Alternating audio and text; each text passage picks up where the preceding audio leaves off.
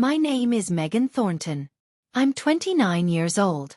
My grandfather spent 3 days crying my name from a hospital bed while my own father stood outside his door and told every nurse, every doctor, and every family member the same thing. She's not welcome here. He doesn't want her. When I finally showed up, because a stranger called me from a number I didn't know, my father blocked the doorway with his body and said 5 words I will never forget. He wants to say goodbye to real family. But a nurse named Patty grabbed my arm, pulled me through a side entrance, and handed me a phone. She whispered, "Your grandfather has been asking for you for 3 days. Your father blocked every call. He told me to give you this." What I heard on that recording made me call 911 before my grandfather even closed his eyes. Before I tell you what was on that phone, please take a moment to like and subscribe, but only if this story really means something to you. And tell me in the comments, where are you watching from right now, and what time is it there? Now, let me take you back 5 days to the night I got a call from a number I'd never seen. I'm walking home from Evergreen Senior Living at 3 o'clock in the morning. A 12-hour night shift. My scrubs smell like cleaning liquid and the lavender lotion Mrs. Abernathy always asks me to rub on her hands before lights out. My car has been dead for 2 weeks. The part 1 need was backordered from some warehouse in Indiana. So I walk 22 minutes, door to door, through the quietest streets in Millfield, Ohio. I let myself into Grandpa's house. His house. The one he built with his own hands in 1981. Oak floors he sanded by hand. Window sills he carved little grooves into so I could line up my potted rosemary when I was 9. The place still smells like sawdust and coffee, even though he hasn't been home in 5 days. I'm pulling off my shoes when my phone buzzes.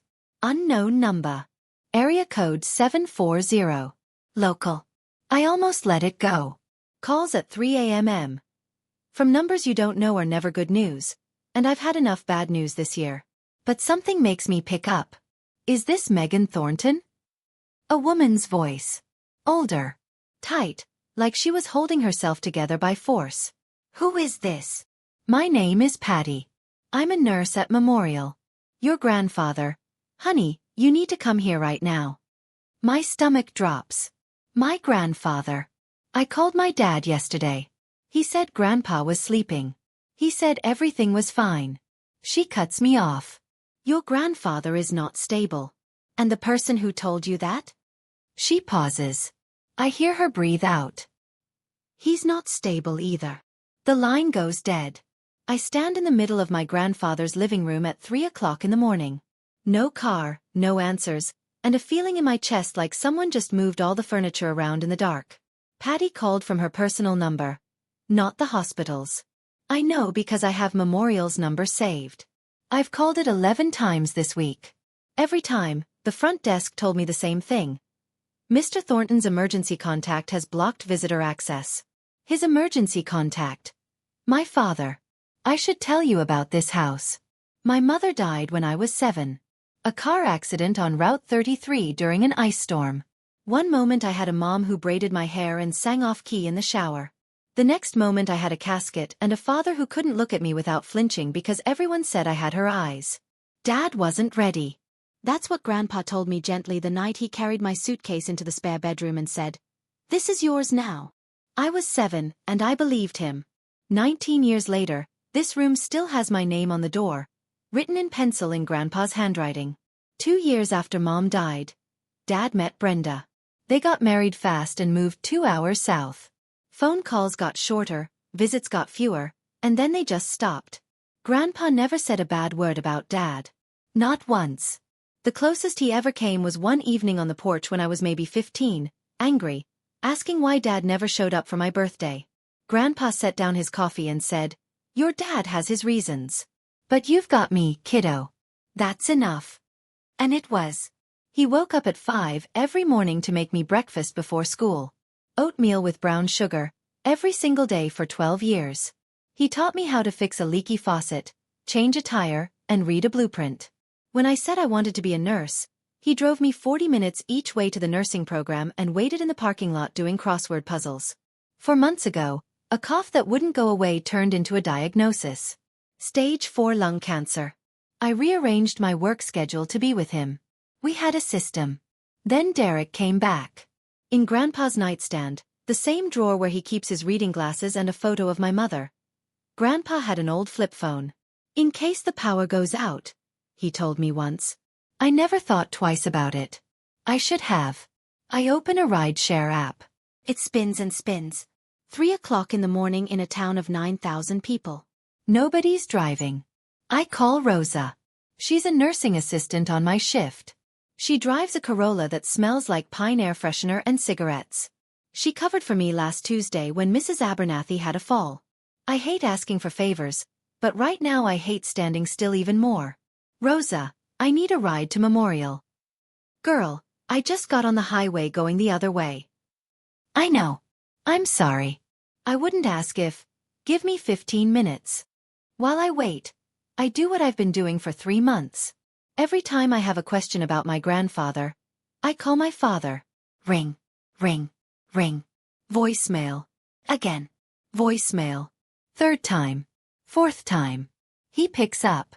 Megan. His voice is flat. Not tired. Controlled. It's 3 o'clock in the morning. A nurse from Memorial just called me. She said I need to come. What nurse? She said her name was Patty. Silence. Then his voice gets harder. Nobody was supposed to call you. I'm the main contact. I handle all communication. That's been decided. I'm standing in Grandpa's kitchen, gripping the counter. Dad, is Grandpa okay? He's sleeping. He's fine. Go to bed, Megan. Then why did a nurse call me at 3 a.m.? I said go to bed. He hangs up. I stare at the phone. Rosa honks outside. In the car, Rosa glances at me. What's going on? I don't know yet. But I know that voice. That's my father's voice when he's hiding something. Rosa drives faster. The lights of Memorial Regional appear at the end of the road, glowing in the dark like a question I'm not sure I'm ready to answer. The hospital hallway at 3:40 a.m. is a strange kind of quiet. Not peaceful, just empty. Bright lights buzz overhead. Somewhere down the hall, a machine beeps in a slow rhythm. Room 412. I see it before I reach it. My father is standing in the doorway, arms crossed, dress shirt untucked, sleeves rolled up. Brenda sits in a plastic chair beside him holding a paper cup of coffee like a prop in a play she's been rehearsing. Derek sees me coming. His eyes look me up and down. Wrinkled scrubs, messy ponytail, dark circles. He doesn't move. What are you doing here? I'm here to see my grandfather. He tilts his head. The way you'd look at a dog that wandered into the wrong yard. Then he speaks. Not loud, but loud enough for Brenda to hear. Loud enough for the whole hallway. He doesn't want to see you, Megan. He wants to say goodbye to real family. The words hit me before I can even get ready. Not because I believe them, I don't. But because my own father just told me I'm not family, in a hospital hallway, while my grandfather is dying on the other side of that door. Brenda shifts in her chair. Honey, don't make this harder. He's very weak. I step forward. Derek puts his hand on the doorframe. I told the hospital you're not allowed in. You're not on the list. A night nurse walks over, clipboard in hand, looking confused. Derek turns to her with a smooth, easy voice. She's not on the approved visitor list. I'm the main contact. Check the file. The nurse checks, looks at me, looks at Derek. I'm sorry, ma'am. She's not listed. I stand in the hallway. Through the door, I can hear the monitor. Steady. Mechanical. Alive. My grandfather is 10 feet from me, and I can't get to him. I back away from the door. My hands are shaking. Not from cold. I lean against the wall, staring at the ceiling, trying to think clearly. I didn't come here to cause a scene. I came because a woman I'd never met told me my grandfather needed me. A hand touches my shoulder. I turn. She's about 55, silver hair pinned in a tight bun, a nurse badge clipped to her blue scrubs. Her eyes are the kind of serious that comes from years of seeing things most people only imagine. Come with me. Don't say anything. I follow. She walks fast through a side hallway, past a supply closet, around a corner I didn't know existed. We stop at another door. Same room, 412, but from the other side. She faces me. 3 days. she says quietly. 3 days your grandfather has been calling your name. His blood pressure goes up every time that man walks in. It goes back to normal the minute he leaves. She pauses. I filed a concern with the hospital social worker yesterday. My dad told me Grandpa didn't want to see me. Patty looks at me the way I look at families when I have to deliver hard news at Evergreen. Steady. Direct. No softness. Your grandfather cries every night because he thinks you abandoned him. Something breaks open inside my chest. I've been a nurse for 20 years, she says. I know what fear looks like on a patient's face. And your grandfather is afraid. Not of dying. Of that man. She puts her hand on the door handle. Ready. I nod. She opens the door. He looks smaller. That's the first thing I notice. 2 weeks ago, the last time I saw him, before Derek took over, before the visitor list got locked, before the phone calls stopped going through, Grandpa was thin but present. Sitting up.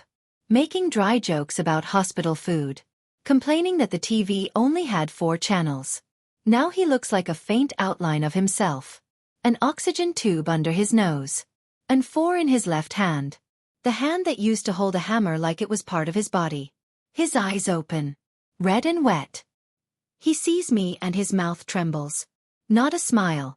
Something that comes before a smile. Like the ground shifting just before rain. Miji. His voice sounds like sandpaper and broken glass. I'm beside him in 2 steps. I take his hand. It's so light. I'm here, Grandpa. You came. His fingers close around mine. No strength, but every bit of meaning in the world. I thought, Derek said, he told me you didn't want. I know what he told you. He said you were busy. He said you said. His chin shakes. You said you didn't need me anymore. I can feel my heartbeat in my throat. 3 days. My grandfather lay here for 3 days thinking I had left him, because my father told him I had, and told me Grandpa was resting. Grandpa, I called every day. I called the hospital. I called Dad. They told me you were resting. They told me not to come. Harold closes his eyes. A tear rolls down the side of his face and soaks into the pillow. Then he opens his eyes again, and they look different. Sharper. The way they used to look when he was measuring something carefully. Listen to me. I don't have a lot of time left. He glances toward the nightstand. I follow his gaze. Patty steps in. She opens the nightstand drawer and pulls out the old flip phone, the one I've seen sitting there for years. Silver, scratched. The kind of phone you'd find at a gas station for $20. Your grandfather asked me to hold this 3 days ago, Patty says. Right after Derek took his regular phone and deleted every contact. I look at Grandpa. Press play, he says. I recorded everything. I open the phone. The voice memo app is basic. Just a red circle and a list. 7 files. The first one is dated 5 days ago. I press play.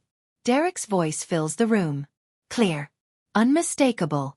Listen to me, old man. You're going to sign this paper, or I will move you to the cheapest nursing home in this county. The kind of place where nobody visits. The kind of place where you die alone. Then Grandpa's voice. Shaking. That's my house. I built that house. Derek cutting in. You built it 40 years ago. Now you're lying here. Who do you think you're saving it for? For that girl. She's not even my. A pause. He catches himself. She shouldn't get any of it. I stop the recording. My hand is shaking against the phone. He almost said it. She's not even my own father standing over a dying man's bed, almost said out loud what he'd apparently thought all along, that I'm not his. I look at Grandpa. His eyes are steady on mine. There are 6 more, he says. Listen to all of them.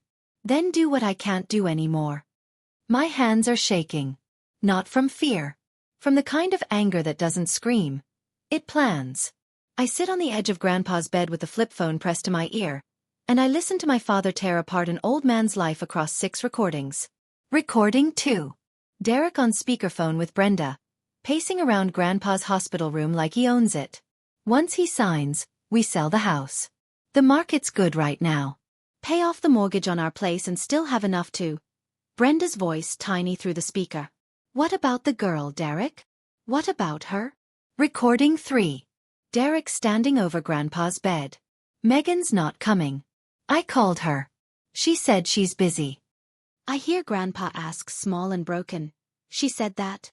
Her words, Dad. Not mine. Recording 4. Paper rustling. Derek's voice. Impatient. Power of attorney.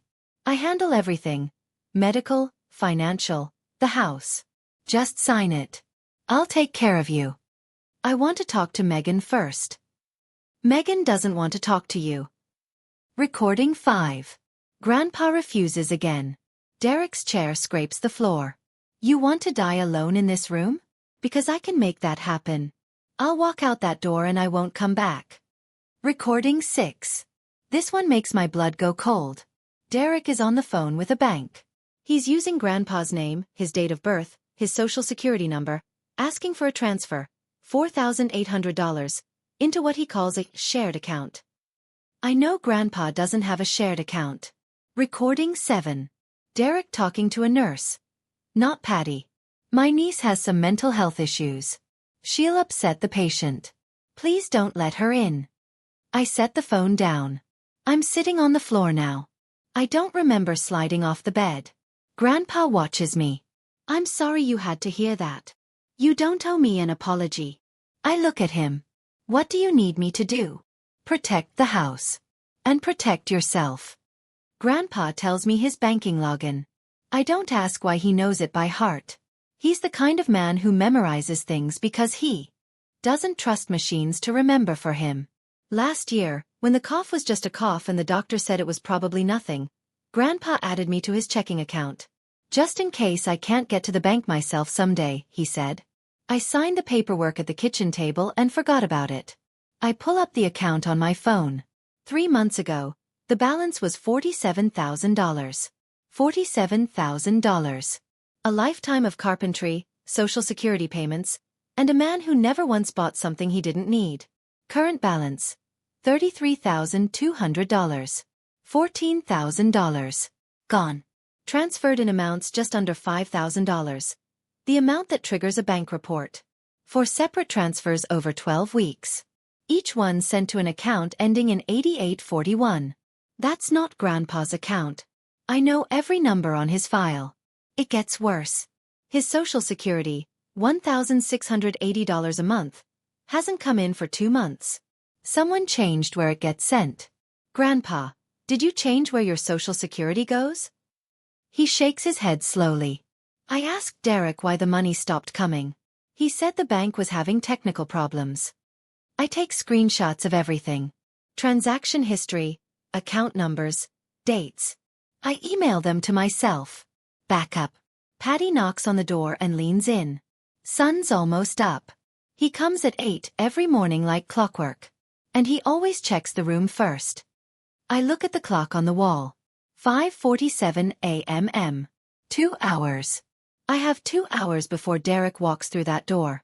And right now, I'm sitting in a chair with $14,000 worth of proof on my screen and 7 recordings on a phone that smells like sawdust. What I do in the next 2 hours changes everything. Okay, I need to stop here for a second. Because sitting in that hospital room at 5 in the morning, looking at bank records on my phone while my grandfather sleeps for the first time in 3 days, I want you to understand something about me. I'm not a dramatic person. I don't make speeches. I don't start fights for the fun of it. I go to work. I come home.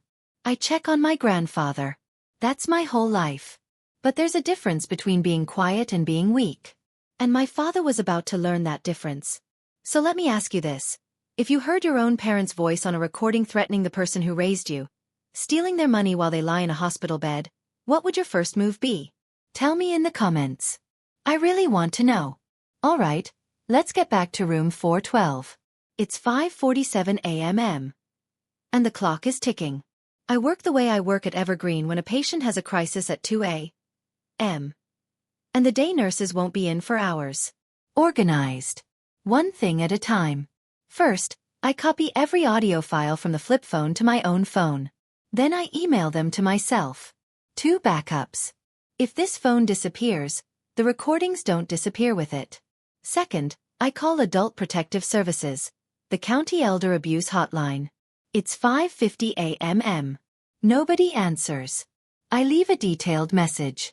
My name, my grandfather's name, the hospital, the situation. I keep my voice steady. Facts only. Third, I call the non-emergency police line. The dispatcher is calm and professional. She writes everything down. A detective from the Elder Abuse Unit will contact me today. Fourth, I mentally go through the checklist I know from work.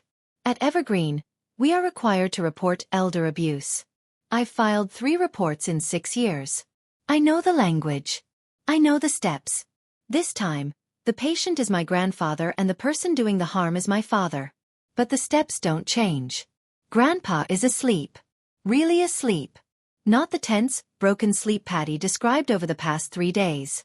His hand is still close to mine on the blanket. His face has relaxed.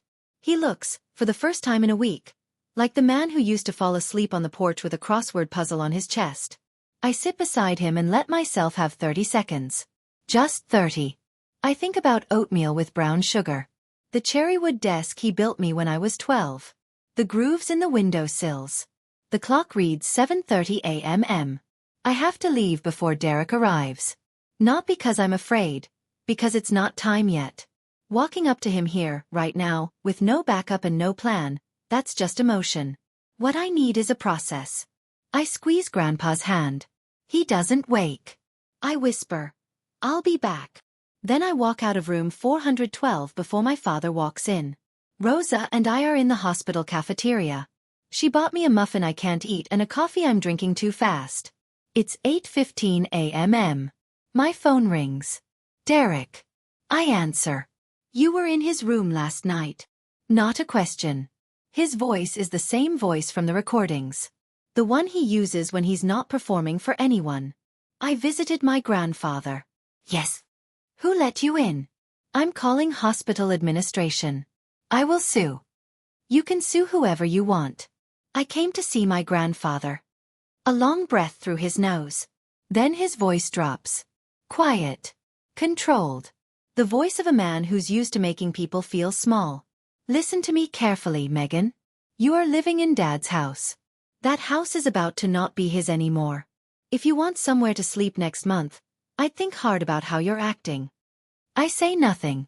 But my phone is recording this call. Ohio is a one-party consent state. I learned that at Evergreen during a training on recording patient complaints. Derek reads my silence as fear. He keeps going. And don't get any ideas. He's sick. He's confused. He says things. Nobody is going to believe a dying old man rambling in a hospital bed. I don't need anyone to believe him, I say. I just need the truth. I hang up. Rosa is staring at me across the table, her muffin halfway to her mouth.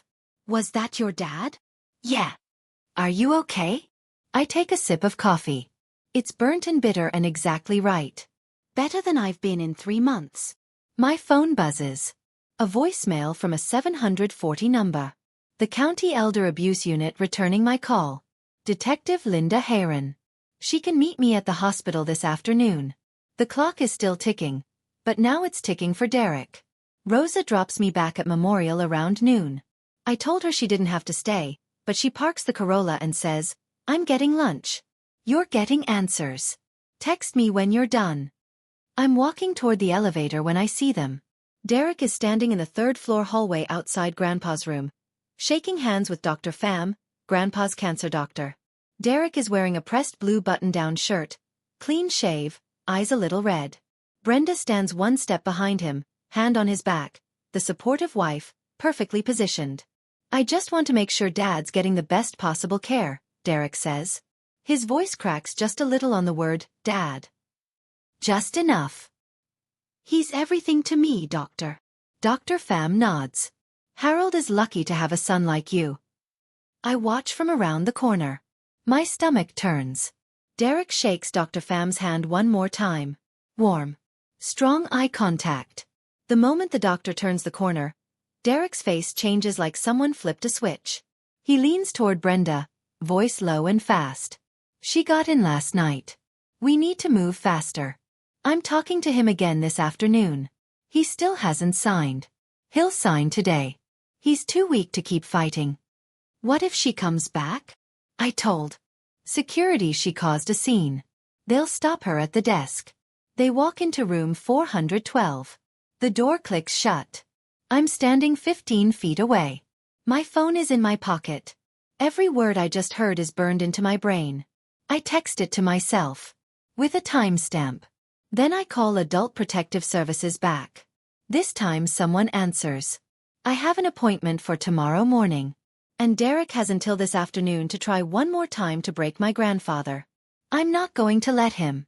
It's 2 p.m. I'm back on the 3rd floor. This time there's a security guard sitting in a chair near room 412. Young guy. Uncomfortable. Derek's doing. I don't push it.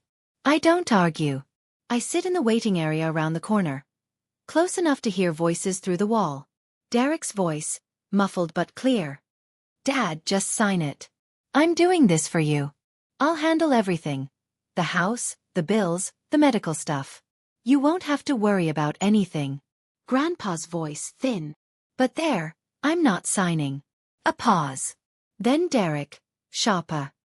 You want her to have the house? She's nobody, Dad. She's a night shift nurse making $15 an hour. She can't even keep a car running. Grandpa. She is my grandchild. She is the one who stayed. Silence. Long silence. A chair scrapes across the floor. Derek's voice goes cold.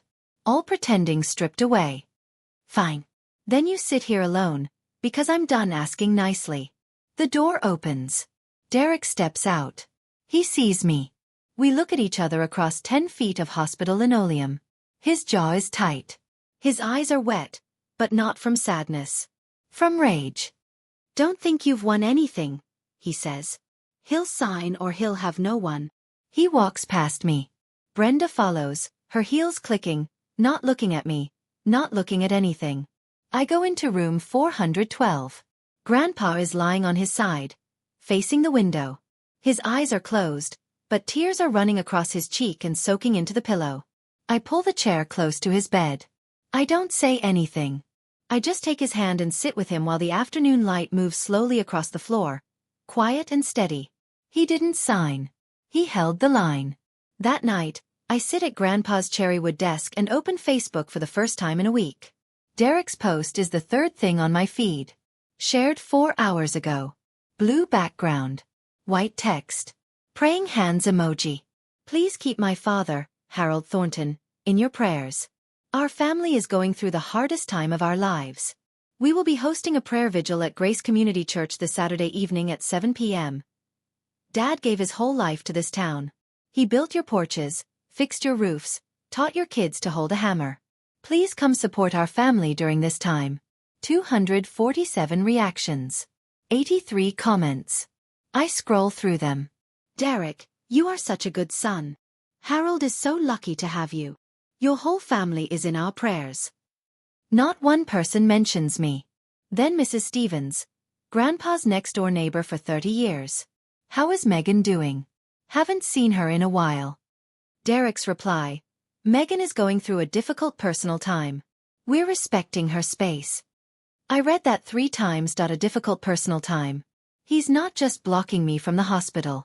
He's building a story.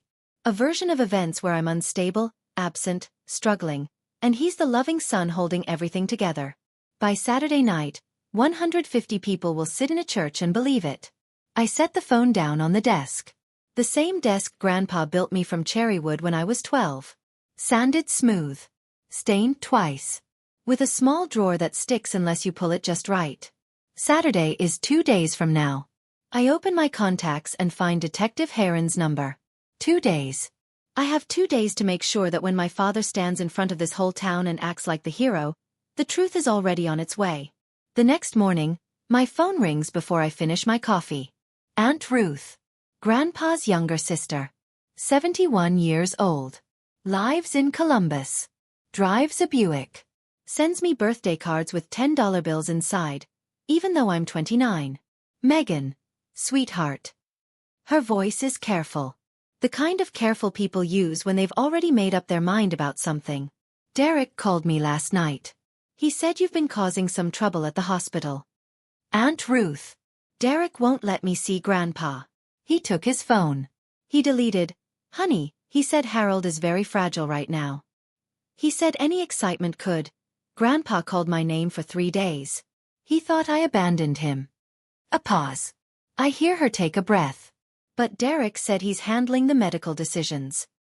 He said you burst in at 3 o'clock in the morning and upset your grandfather. I close my eyes. Derek called everyone. Aunt Ruth. Probably Uncle Jim in Dayton. Probably the Petersons. Probably every person in our family tree who still answers their phone. And he told them all the same story. Megan is the problem. Derek is the protector. Aunt Ruth, I love you. But I can't fix this inside the family when the family is the problem. Silence on the line. I just think, she says slowly, you two should talk it out like adults. Like family. We're past that. The call ends. I sit at the kitchen table and understand something clearly. If I stand up right now and tell anyone in my family what Derek is doing, not one of them will believe me. He already built the wall. Every brick is a phone call I didn't know he was making. But I don't need my family to believe me. I need the county detective and adult protective services. And I see them in 4 hours. Detective Linda Heron is not what I expected. Short. Mid-50s. Reading glasses on a chain around her neck. A handshake that could crack a walnut. She's been with the Elder Abuse Unit for 11 years. We meet in a small conference room at Memorial. I lay everything out on the table. Not dramatically, just in order, the way I'd present a report at Evergreen. 7 audio recordings on the flip phone. The call from Derek this morning where he threatened to take the house. Recorded. Bank screenshots showing $14,000 in unauthorized transfers. 2 months of redirected Social Security payments. Patty's observations about Harold's blood pressure and distress. The hospital social worker's report. Heron listens to the first recording, then the second. Her face stays perfectly calm, but she writes without stopping. These recordings are legal, she says. Ohio is a one-party consent state. Your grandfather was part of every conversation. They're admissible. She looks at the bank screenshots. The transfers are each under $5,000. Structured to avoid triggering a report. That's a pattern we see. I'll need a court order for the full bank records, but what you've shown me is enough to open a case. Can I take you to see him? She nods. In room 412, Harold speaks to Detective Heron. His voice shakes, but his mind is sharp. He gives dates, amounts, exact words. Heron records his statement. Outside the room, she speaks to me directly. I'm opening a formal case. Financial exploitation of the elderly and intimidation. It'll take a few days to process. Derek is hosting a prayer vigil tomorrow night. The whole town will be there. She studies me. What are you planning to do there? I meet her eyes. I'm just planning to show up. She holds my gaze for a long moment. I've seen this pattern before. The charming son who shows up at the end. We take it very seriously. Friday night. The house is quiet the way only an empty house can be. Grandpa's reading lamp is still on in the living room because I can't bring myself to turn it off. I sit at the cherrywood desk and get ready. I copy every recording onto a USB drive. I print the bank screenshots, dates, amounts, account numbers, and put them in a manila folder. Not because I'll need paper at a church, but because holding it in my hands makes it feel real. My phone buzzes. A number I haven't seen in almost a year. Kyle. Kyle is 22. Derek and Brenda's son. We share a father and a last name and almost nothing else. He grew up hearing I was the favorite, Grandpa's pet, the one who got the house and the attention and the love Derek felt he deserved. Megan. His voice is quieter than I remember. Kyle. Dad told me you've been causing problems at the hospital. Is that what you called to say? He's quiet for a long time. I hear him breathing. Something's wrong with him, Megan. Not Grandpa, Dad. He's been weird. Angry. Desperate. He needs money. Kyle stops. Starts again. He lost his job 8 months ago. Got fired from the dealership. Something to do with the sales numbers. Mom didn't tell anyone. I close my eyes. There it is. The missing piece. Derek didn't come back to Millfield because Harold was sick. He came back because he was broke. Do you have proof of anything? Kyle asks. Are you coming to the vigil tomorrow? A pause. Yeah. Then I'll see you tomorrow. I hang up. Sit in the quiet. The folder is on the desk. The USB is in my pocket. The house creaks the way it always creaks. The sound of wood settling. Of joints Harold cut 45 years ago, still holding strong. Tomorrow night. 150 people. One microphone. One truth. I want to step outside the story for just a moment. Here's something I learned that night, sitting alone in my grandfather's house. People don't steal from family because they're monsters. They steal because they're drowning. And drowning people grab whatever is closest, even if it's someone they're supposed to love. But understanding why someone hurts you doesn't mean you hand them the rope. My father had his reasons. I had my grandfather.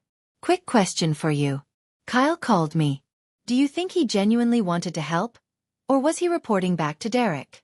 I've seen people split on this one. Let me know what you think in the comments. Alright. Saturday night. The vigil. Let me take you there.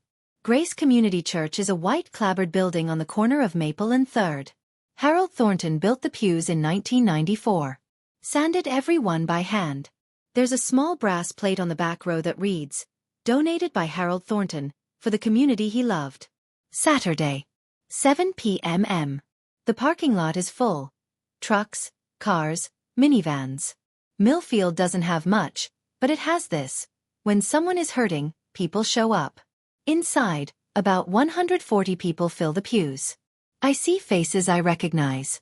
Mrs. Stevens from next door. Mr. Pete Garland from the Carpentry Guild. Teachers from my old high school. The woman who runs the bakery on Main Street. Aunt Ruth sits in the 3rd row, tissue in her hand. Candles line the windowsills. Warm light. Soft music from the organ. Pastor Jim Coleman steps up to the front. 63. Silver-haired. A voice like warm gravel. He's known Grandpa for 40 years. Tonight we gather for Harold Thornton. He begins. A man who built chairs for this church, repaired Mrs. Wilson's roof for free, and taught a whole generation of young people in this town the pride of working with their hands. Then Derek stands. Navy suit. Red-rimmed eyes. Brenda beside him, holding his arm. He walks to the microphone. My father is the greatest man I've ever known. His voice wavers, perfectly timed. When he got sick, I dropped everything. I came home, because that's what family does. People nod. A few wipe their eyes. Aunt Ruth squeezes her tissue. Dad taught me that family stands together, Derek continues. And tonight family is here. Applause. Soft. Warm. Sincere. 140 people who believe every word. The back door of the church opens. Nobody looks yet. But they will.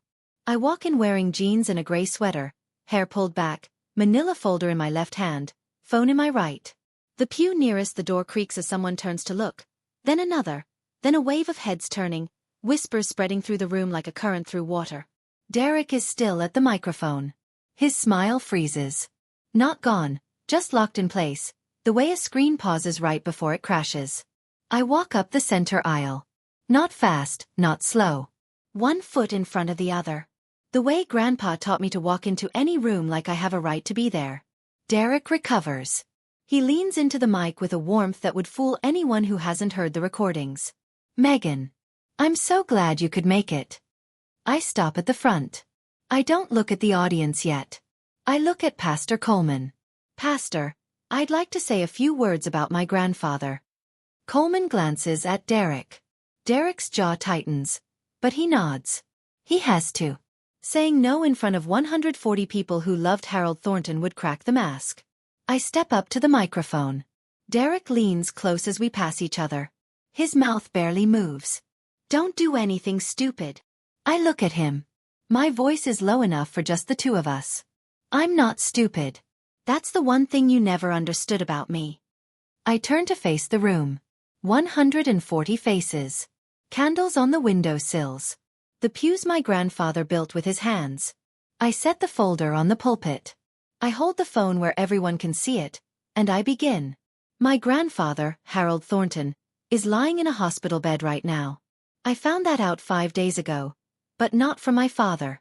From a nurse who called me at 3 o'clock in the morning because she couldn't stand what she was watching anymore. The whispers stop. The room goes still. For 3 days, my grandfather cried my name from that bed. He thought I abandoned him because my father told him I didn't want to come. And then my father told me Grandpa didn't want visitors. I pause. Let it land. He lied to both of us. He kept us apart while Grandpa was dying. Derek steps forward from the side. Megan, you're upset. You don't know what you're. I don't look at him. I raise one hand, palm out. Not aggressive. Just clear. I'm not done. I turn back to the room. But my grandfather is not a man who gives up easily. He's a carpenter. He builds things that last. And when he realized what was happening, he prepared. I hold up the phone. I press play. I turn the volume all the way up. Derek's voice rings through the church, bouncing off the very walls Harold built those pews against. You're going to sign this paper, or I will move you to the cheapest nursing home in this county. The kind of place where nobody visits. The kind of place where you die alone. No one moves. Someone in the back row inhales sharply, a sound like tearing paper. I play the next one. Derek on the phone with a bank, using Harold's name, Harold's date of birth, Harold's social security number, asking for a transfer of $4,800. Derek lunges toward me. Turn that off. It's fake. He was confused. He doesn't. Aunt Ruth stands up in the third row. Her tissue is gone. Her hands are fists at her sides. Her eyes lock onto Derek. Derek. Her voice is steady and fierce. That is your voice, Pastor. Coleman places a firm hand on Derek's shoulder. Derek. I think you should sit down. The candles flicker. The church is so quiet I can hear my own heartbeat. And I'm not finished. Derek pulls away from Coleman's hand. His face is red. Not from embarrassment, the red of something cornered. You don't know what you're doing, he says to me. His voice is louder than he means it to be. I'm his son. I have the right. The right to what? Mrs. Stevens stands up from the end of the fourth row. 72 years old. 5'3". Voice like a church bell. You disappeared for 20 years. Derek. Megan is the one who mowed Harold's lawn every Saturday. Megan is the one who shoveled his driveway. Where were you? Murmurs ripple through the pews. Heads nodding. Pete Garland stands next. 80 years old. Hands like Harold's. A carpenter's hands. Harold told me last month that someone took his credit card. I thought the old man was confused. He looks at Derek. He wasn't confused, was he? Derek is scanning the room, looking for one ally, one face that still believes him. He doesn't find it. Brenda tugs his elbow. We need to go. Nah. Derek turns to leave. Then he sees Kyle. Kyle is standing at the back of the church near the door, arms at his sides. He's been there the whole time. His eyes are red. He's not moving toward his father. He's not moving at all. Kyle. Derek's voice cracks. Let's go. Kyle doesn't move. Derek and Brenda push through the side door.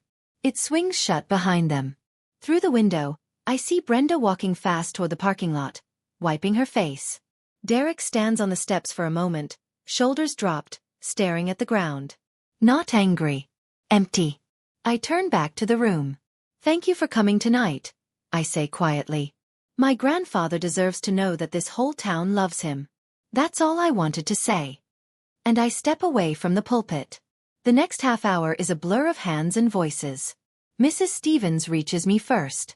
She wraps her arms around me and holds on the way grandmothers hold, firm and sure. Pete Garland takes both my hands in his. His palms are rough as sandpaper. I'm sorry, sweetheart. I should have believed Harold when he told me. Aunt Ruth. She stands in front of me and can't speak for a long moment. Then. I'm sorry. He called me and I believed him. I should have called you first. It's okay, Aunt Ruth. Derek tells a convincing story. It is not okay. Her voice is fierce. But I'm here now. Pastor Coleman pulls me aside near the entrance. If you need anything from this church, a witness statement, a letter of character, anything, you come to me directly. Then people I barely know line up. The woman from the bakery. My old math teacher. A man I've never met who says Harold fixed his porch in 2006 and never charged him. They don't all say the right thing. Some don't say anything at all. But they stay. And staying is enough. Kyle is the last one. He walks up after the crowd thins out. We stand in the aisle between the pews Harold built. I'm sorry, he says. You don't owe me sorry. You owe yourself a decision about where you stand. He nods. Swallows hard. Looks at the floor. Outside in Rosa's car, I call Detective Heron. 140 people just heard those recordings in a church. A beat of silence. Then, I know. I've already gotten 3 calls from people who were there. I lean my head against the window. Rosa pulls out of the parking lot. The church gets smaller in the side mirror, its white walls glowing under the streetlight. I close my eyes. And for the first time in 5 days, the pressure behind my ribs loosens. Just a little. Just enough. Sunday morning, I drive to Memorial in Rosa's car. She left me the keys and caught a ride with a friend. Don't argue, she texted. Just bring it back with gas. The hospital feels different now. No security guard outside room 412. No clipboard check. The front desk nurse nods at me when I sign in. Go right up, Miss Thornton. They updated the visitor list overnight. I open the door. Grandpa is thinner than yesterday. His breathing is slower. I can hear the pauses between each breath getting longer. But when he sees me, something lights up behind his eyes. Not quite a smile. Something deeper. Recognition. Hey, Grandpa. Meiji. He pats the bed beside him. I sit. I tell him about the vigil. I keep it simple. The church, the candles, the recordings played out loud. Derek leaving, the town standing with me. I don't add anything extra. He doesn't need it. He listens with his eyes closed. When I'm done, he asks one question. Ruth came.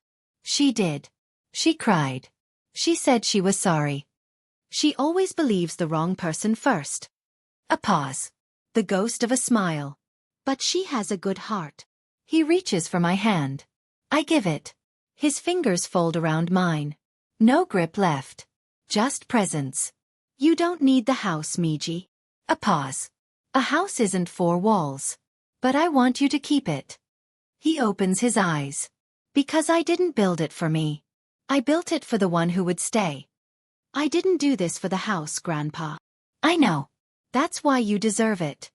His eyes drift shut. I sit with him. The monitor beeps. Steady and slow. Afternoon sunlight stretches across the floor, reaching toward his bed like a hand.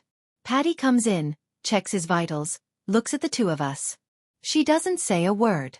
She just nods at me and slips back out. Some things don't need words. Monday. Detective Heron calls at 9 a.m. The case is officially open. We're pursuing financial exploitation of the elderly, that's a felony in Ohio, and identity fraud for the bank calls. I've requested a court order for the full bank records.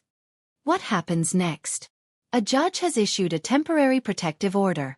Your father is not allowed to contact Harold or enter the hospital. Adult Protective Services has a separate investigation running. The bank has frozen all outgoing transactions on Harold's accounts while they review everything. I sit at the kitchen table and write it all down in my notebook. The way I write patient notes at work. Facts.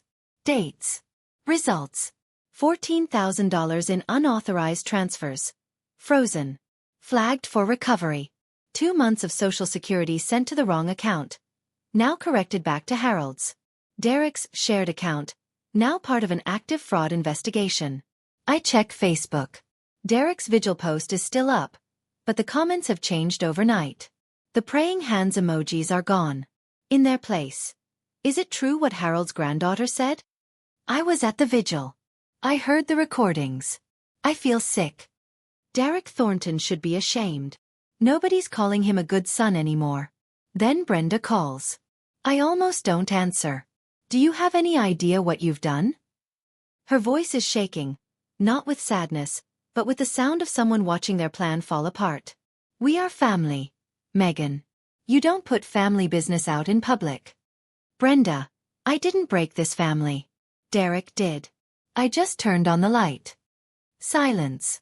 He lost his job, she says, quieter now. 8 months ago. We're drowning. You don't understand. I understand perfectly. But drowning doesn't give you the right to pull someone else under. I hang up. My hands are steady. The house is quiet. Grandpa's reading lamp is still on. I leave it on. Tuesday afternoon. A knock at the front door. Kyle is standing on the porch with a backpack over one shoulder and a look on his face like a man who just walked out of a burning building. Mom kicked me out, he says. Because I told her I believed you. I look at him. 22 years old. Red-eyed. Jaw set the same way Grandpa sets his when he's made a decision he won't take back. He has Derek's chin, but Harold's eyes. Something I never noticed before. Come in. We sit at the cherrywood desk, the same desk where I prepped the folder, where I stayed up late on Friday night listening to recordings that changed everything. Kyle runs his hand across the surface, feeling the wood grain. Grandpa made this when I was 12. He nods. Looks around the room, the window sills with the grooves, the oak floor, the photo of my mother on the shelf. This is the house his father tried to steal, and Kyle has never been inside it. I have something else, he says. He pulls a crumpled paper from his backpack. A credit card statement. Dad opened a new credit card under Grandpa's name 3 months ago. I found the paperwork in his glove compartment. I didn't know what it was until Saturday night. I pick up the phone and call Detective Heron. Kyle leans back in the chair. He looks tired. The kind of tired that comes from realizing your whole childhood was built on a story that wasn't true. Mom told me to pick a side, he says quietly. And I didn't pick a side. I picked the truth.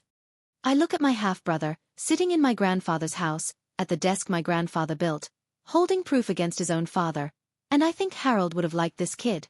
You hungry? I ask. Starving. I make oatmeal with brown sugar. Grandpa's recipe. Thursday. 6:02 a.m. My phone rings. I already know. Kyle drives. He doesn't ask where. He just grabs the keys and goes. The roads are empty. The sky is barely getting light. Neither of us speaks. There's nothing to say that the silence isn't already saying. Aunt Ruth is in the hallway when we arrive. She's been here since midnight, a nurse tells me. Drove 2 hours from Columbus in the dark. Room 412. Grandpa is still. The oxygen tube is gone. The 4 is disconnected. His hands are resting on the blanket. Those carpenter's hands, thinner now than I've ever seen them, but still square at the knuckles, still shaped by a lifetime of holding things together. His eyes open when I take his hand. Just barely. Just enough. He looks at me. Then at Kyle. Then at Ruth. The faintest movement at the corner of his mouth. Not quite a smile. Something older. Complete. Full house, he whispers. Ruth takes his other hand. Kyle stands at the foot of the bed, one hand on the rail, not moving. Grandpa's eyes stay on mine. I can feel him letting go. Not all at once, but gently. The way you set something down when you know it's in exactly the right place. The monitor beeps slower. Slower. Then a single long, steady tone. Patty comes in. She looks at the clock. Writes something on the chart. Then she looks at me and nods. The same nod she gave me the first night when she opened the door and let me in. I don't scream. I don't fall. I sit in the chair and hold his hand and say quietly, I'm here, Grandpa. I was always here. Ruth cries. Kyle cries. I cry later, out in the hallway on the floor, my back against the wall. Patty finds me there. She sits down next to me. She doesn't say a word. She just sits. 3 weeks later, I'm standing in the doorway of the house Harold Thornton built in 1981. Oak floors. Hand-carved window sills. A porch he leveled 3 times because he said, close enough, was not a phrase that belonged in carpentry. It's mine now. Not because I asked for it. Because 2 years ago, when he was healthy and clear-headed, Grandpa sat down with a lawyer and signed a will. Witnessed, notarized, and airtight. He left the house to me, with a single note in the margin in his own handwriting. For Miji, who stayed. Derek was formally charged last week. Financial exploitation of the elderly. A felony in Ohio, with up to 18 months in prison. Identity fraud. Another felony. His court date is next month. Brenda filed for divorce 3 days after the charges were announced. Not out of guilt, but because she found out Derek had been lying to her too. About the job. About the debt. About how much he'd already taken. Kyle works part-time at the coffee shop on Main Street. He comes to dinner every Thursday. We sit at the Cherrywood desk, it works as a dining table for two, and eat whatever I've managed to cook between shifts. We don't call each other family yet. But he sat in this house last Thursday and said, "This is the only table where I don't feel like I have to put on a show." That's close enough for now. Aunt Ruth comes on Sundays. She brings pie. We sit on the porch and talk about Grandpa. His terrible jokes, his oatmeal obsession, the time he accidentally nailed his own sleeve to a shelf and didn't tell anyone for 2 hours. I still work the night shift at Evergreen. I still walk home at 3 a.m. I still open the door to sawdust and coffee and quiet. I never spoke to Derek again. Not out of hate. Not out of forgiveness. Just silence. The quietest boundary is the one you never have to explain. That's my story. My grandfather built a house with his hands and protected me with a phone he hid under his pillow. He couldn't fight with his fists anymore, so he fought with the truth. And he made sure I was the one who heard it. If there's one thing I want you to take from this, it's this. You don't need to scream to be strong. You just need to refuse to look away. If this story meant something to you, leave me a comment. I read every single one. And if you haven't yet, hit subscribe. I have more stories I need to tell. There's another one waiting for you in the description. I think you're going to want to hear it.